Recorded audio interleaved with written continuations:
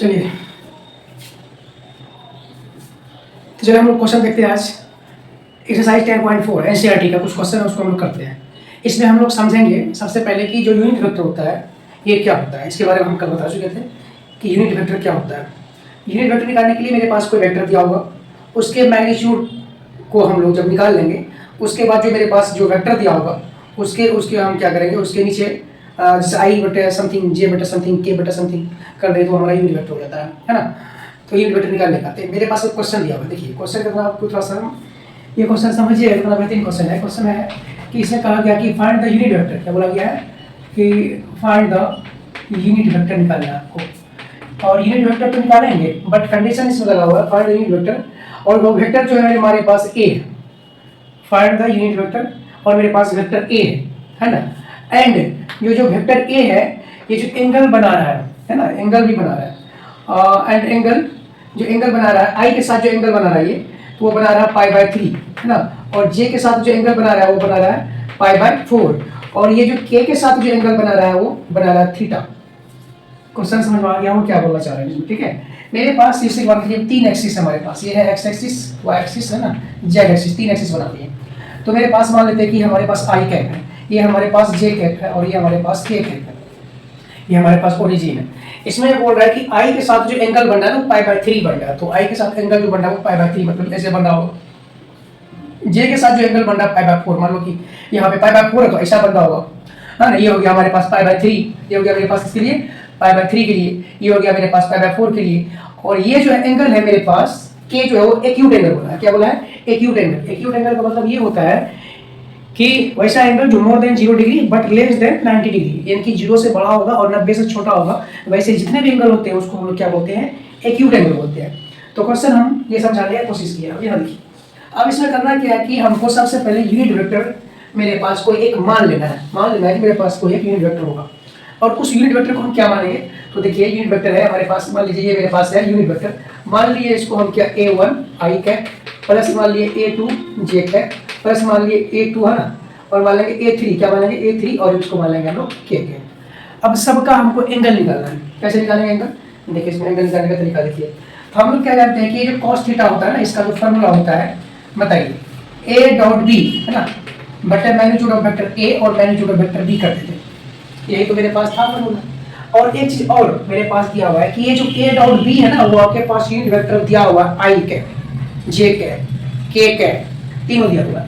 तो यहाँ देखिए आपके पास a जो है वो क्या है, a वेक्टर जो है आपके पास क्या है बताइए?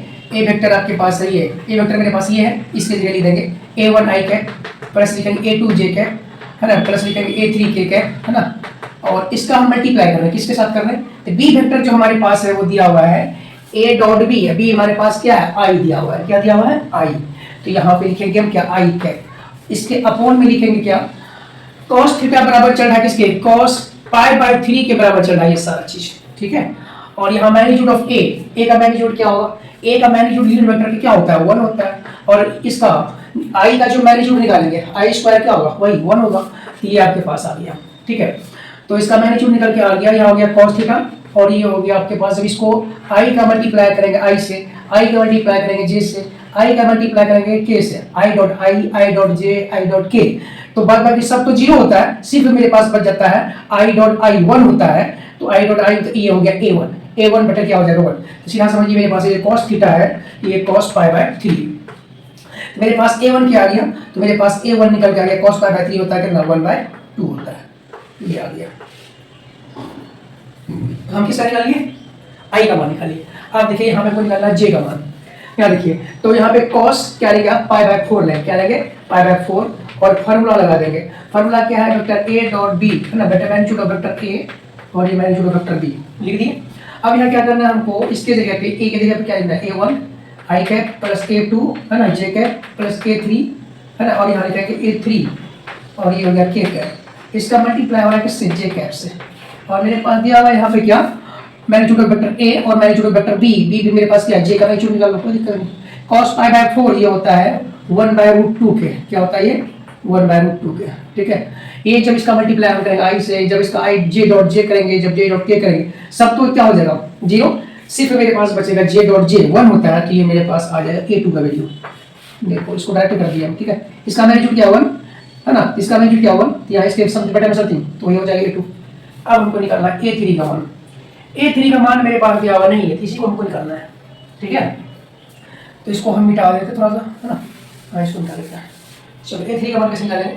A3 है एक्यूट एंगल, एक्यूट एंगल तो थीटा, मेरे पास कुछ दिया ही नहीं है, तो यहाँ जो AQ जो cos थीटा है, cos थीटा का क्या A1I प्लस A2J है ना, प्लस यहाँ लिखेंगे A3 और ये हो गया K। इसका मल्टीप्लाई किससे करेंगे? K कैप से करेंगे, बट में क्या हो जाएगा?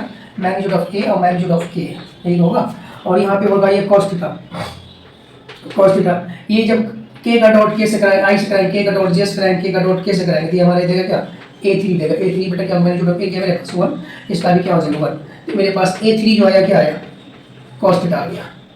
मेरे पास क्या क्या वैल्यू आ गया देखो, A1 आ गया, A1 मेरे पास क्या 1/2 आ गया। अब मेरे पास A3 आ गया और A2 मेरे पास क्या 1/√2 आ गया, ठीक है। इतना ही तीनों चीज़ मेरे पास निकल के आ गया। अब क्या करेंगे? इसका हम मैग्नीट्यूड निकालेंगे। क्या करेंगे? मैग्नीट्यूड निकालेंगे। इसका मैग्नीट्यूड निकालेंगे इस वाले वेक्टर का। जब इस वाले वेक्टर का मैग्नीट्यूड निकालेंगे तो मेरे पास जो इसका मैग्नीट्यूड होगा वो क्या होगा? मेरे पास ये जो वेक्टर A है, इसका हम मैग्नीट्यूड जब निकालेंगे इसको ऐसे करेंगे, ठीक है ना। तो ये हो जाएगा मेरे पास रूट के अंदर क्या होगा? A1 का स्क्वायर प्लस A2 का स्क्वायर प्लस क्या लेंगे A3 का स्क्वायर, ठीक है। A3 का स्क्वायर हो गया, सबका मैग्नीट्यूड का स्क्वायर कर दिया, है ना। अब मेरे पास ये जो मैग्नीट्यूड ऑफ वेक्टर A निकाल रहे हैं, तो इसके जगह पे देखिए क्या दिया होता है पास, A1 मेरे पास क्या है, A2 क्या आया, इसका मान आ गया 1/2 का स्क्वायर कर देंगे प्लस 1/√2 का स्क्वायर कर देंगे। ये मेरे पास 1/√2 हो गया A2, और ये मेरे पास हो गया cos थीटा हो गया, है ना। तो cos थीटा का स्क्वायर कर देंगे। ये है मैग्नीट्यूड ऑफ A का जो मैग्नीट्यूड है वो मेरे पास यूनिट वेक्टर है, यूनिट वेक्टर तो क्या होगा 1 होगा। तो यहाँ इसको हम लिखते हैं, यहाँ पे क्या, यहाँ पे लिख दिया 1। अब यहाँ पे रूट अंडर क्या आ गया 1/4 आ गया प्लस 1/2 आ गया प्लस यहाँ पे हो गया cos स्क्वायर थीटा, ठीक है। अब यहाँ क्या करेंगे? स्क्वायरिंग ऑन बोथ साइड लिख देंगे। जब स्क्वायरिंग ऑन बोथ साइड करेंगे इसके बाद मेरे पास आ जाएगा ये 1 आ जाएगा, ये आ जाएगा 1/4 आ जाएगा प्लस ये 1 बाय मेरे पास क्या आ जाएगा 2 आ जाएगा, यहाँ पे आ जाएगा cos स्क्वायर थीटा आ जाएगा।